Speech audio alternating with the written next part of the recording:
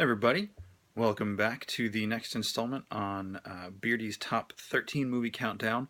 This is going to be movie number 7 as we move into the top half here. Um, this movie was one. It came out in 2013, I think. I feel really silly. I just looked at this. I can't remember. Yes, 2013. Uh, I saw it. It was the. I think I went out and saw it on Christmas Day. I spent the day by myself. It was nice. Like, is families kind of spread out all over the country and at the moment world. So I was spending Christmas Day by myself, and it was really nice. Like, it was a really nice, kind of chilled, relaxed morning. And I knew this movie was coming out, and I really wanted to go see it on Christmas Day. So I got up, just kind of did my own thing, had a nice time watching. I watched E.T. that morning, so I was in like a pretty nostalgic family, uh, you know, um, philosophical thinking mood or whatever. I think which was the right place to go because when I first saw the trailers for this movie, I was just like, really, they're remaking that movie with him, and I was really disappointed. And the first couple trailers just did nothing for me, and then they did one. I can't remember what it was specifically about the trailer that it just kind of clicked, and I'm like, oh, maybe I want to check this out. And it greatly increased my desire to see the movie. So that said, number 7 in the top 13 countdown is The Secret Life of Walter Mitty, starring Ben Stiller, actually directed by Ben Stiller. This movie really kind of blew me away because it got me to look at Ben Stiller in a whole different light as an actor.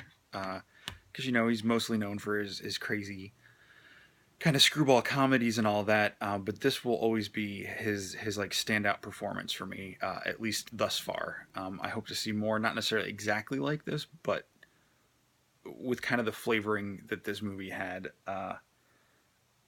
This is a remake of an old movie. Um, uh, I'm blanking. I'm not even going to say the actor's name because I know I'm going to say the wrong name because I always get the two particular actors I'm thinking of mixed up. So I apologize for my lack of preparation and classic movie knowledge at the moment. Uh, but it's a remake. The original movie focused on a man who was just trying to escape his nagging wife and his miserable life, and he was just kind of going off into like daydreams and fantasies. And there's all these little vignettes through the movie of these other lives he imagines. The nice thing about this remake update is it's not that the nagging wife is gone. This is the story about a man. Ben Stiller plays Walter Mitty, who's a negative processor for Life magazine, uh, and which has been renowned for its in the real world for its photographs and incredible stories and interviews and things. And so he's working for this company as it's on its last legs before it gets bought out and turned into a website.com type magazine. And he's supposed to be processing the last photograph, which will be the cover of the final printed issue that was sent to them by a world renowned in the movie photographer played by Sean. Oh my goodness, I can't remember anybody's name today. Sean Penn. I want to say Sean Bean, but I was like, that is completely not right. Sean Penn, uh, and it's missing. So it kind of starts him down this road of trying to find out where this negative is that was sent to him personally. Along all of this is a side story with a woman he's interested in at work that he's never been able to work up the nerve to talk to, and he's basically eHarmony stalking her. He joined eHarmony to try to ask her out instead of just going up and talking to her. And a subplot with his mom and sister, uh, as he is kind of like the family, part of a very unique family. And um, see, without spoiling everything, I mean it's been around for 3 years, so if you haven't seen it yet, I really recommend you go watch it. But I will say the journey that you go on or you think you go on, because it does involve him going off into these daydreams through the movie. And one of the first ones is the opening of the movie. He's he's waiting for the train to go to work, and he hears a dog barking, and he's talking to the guy on eHarmony, trying to figure out what's going on with his page. It wasn't working the way he thought it should, and he hears this dog barking, and he runs off, and he jumps off of the train bridge, all Jason Bourne, into the window of this apartment, and comes down as the building explodes, and gives the wounded dog back to the girl, which happens to be Kristen Wiig's character, the one he has a crush on. And he's like, "Oh, by the way, I made this prosthesis leg for your dog because he only has one leg," and um, it's just completely ridiculous. And these things keep happening, um, and it's funny. It's funny but I'm a daydreamer myself. I think my mind is very overproductive with creativity sometimes, to the point where I don't get it out in writing or drawing the way I'd like to. And so I can relate to that. I can relate to daydreaming about being a hero or doing things that might be more exciting or meaningful than just getting up and going to work. But the thing about this movie is that it really kind of twists things around on what you think and how you see the world. At least it did for me. I left that movie being really emotionally challenged in a good way, like challenged uh, to do more, and it was very exciting and very fulfilling movie. I think from beginning to end, great performances. Kristen Wiig, like I said, plays the for lack of a better word, kind of love interest. Uh, Ben Stiller is Walter Mitty. You've got is it Catherine Hahn is his sister. Shirley MacLaine's his mom. Sean Penn. Adam Scott has a cameo or a small role, not a cameo. It's just really good movie, and the dialogue and stuff with that he has, the banter he has with because the eHarmony guy keeps coming back on the phone, keeps trying to help him like beef up his profile, and he's like, "Oh, what have you done?" "Well, I went to Albuquerque once," or you know, um, it's just this guy who just lives a normal life, just going to work every day, trying to take care of his family, and be this decent, not even trying to be a decent guy. He just is a decent guy, and it's really nice. There's the my girlfriend and I really get a kick out of the scene where he's talking to Kristen Wiig's character, and in a park, and he goes in one of his daydreams, and he tells her he has the same disease as Benjamin Button. How he gets old and turns into a little baby man. But he's like, but I haven't seen the movie. I don't know how it goes. And like they kiss, and he progressively, the camera spins around them. He gets like grayer and balder as the camera spins around them, and then there's this scene with them on a porch in a swing, and uh, I don't want to spoil the laughs. So just go rent it. It's really good. It's really good. The music in it is fantastic. There's a lot of great bands, um, music that just really fits this movie. And it's all, I think what it comes down to is not necessarily seeing value in yourself, but seeing value in the mundane things, the everyday things, and that we are more than what people tell us we are.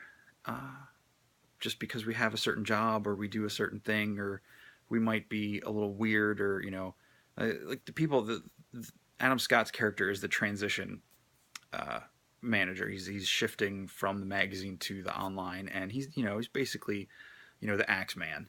And he comes in, and he's just constantly like belittling and making fun of Walter, and because Walter's a little different, um, and it's just kind of a real world kind of, I think bully is far too strong a word, but it's just that kind of a mentality that's just like, that's not cool. Um, and just how Walter develops around that. And, it doesn't matter who we are in the world, whether you're, you know, top of the food chain in some corporation, or you're, taking out the garbage, at uh, wherever, whatever you do has value, because obviously they need someone to do what you're doing, and it may not be glamorous, it may not be important. Um, and I know a lot of people definitely don't value themselves enough because people around them, but we're so much more than just what we do as a job. I'm pretty fortunate. I have two great jobs. I really enjoy both my jobs, and I'm happy. I like the people I work with. Uh, so that's a blessing and something that I'm very grateful for. But I know not everybody has that, and we don't always have the best people around us to support and encourage or whatever. But you can make it. It doesn't matter what's going on around you if you choose to see things differently and live differently and act differently. And I think that's what this movie comes down to in the end. And so yeah, so it's a great story. I think Ben Stiller did a fantastic job directing this movie. I think the visuals he travels or visually we go to Iceland, Greenland, um, Afghanistan, all over the place, and there's amazing scenery and photography in this movie. The colors in this movie is phenomenal, and I know a lot of this movie was actually filmed in Iceland, the on location sites, and it is just breathtakingly gorgeous um, filmmaking. The performances are great. Everything, even the humor is realistic and witty humor.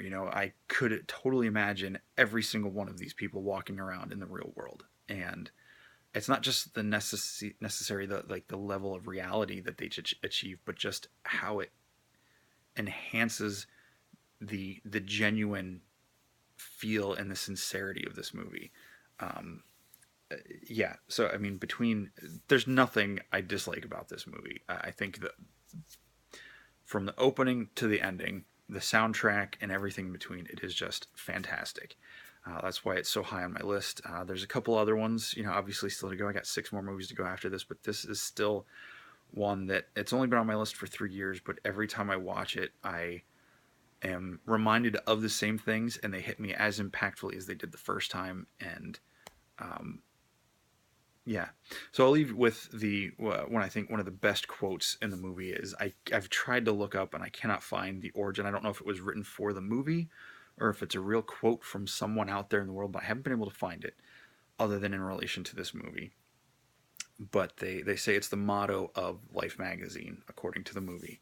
And it says, to see the world, things dangerous to come to see behind walls, draw closer, to find each other, and to feel. That is the purpose of life. That I just think is such a beautiful quote. I think it's an important thing that there's so much more around us than this. Um, Video screens and phones, and not that I have a problem with phones at all and tablets and all that. That's it's just a part of life.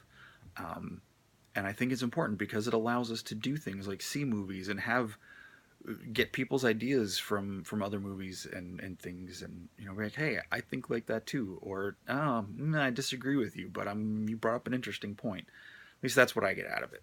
So anyway, there it is. Beardy's top 13, movie number 7, The Secret Life of Walter Mitty, directed by and starring Ben Stiller, and probably his best role in my opinion thus far. So that's it. Peace out.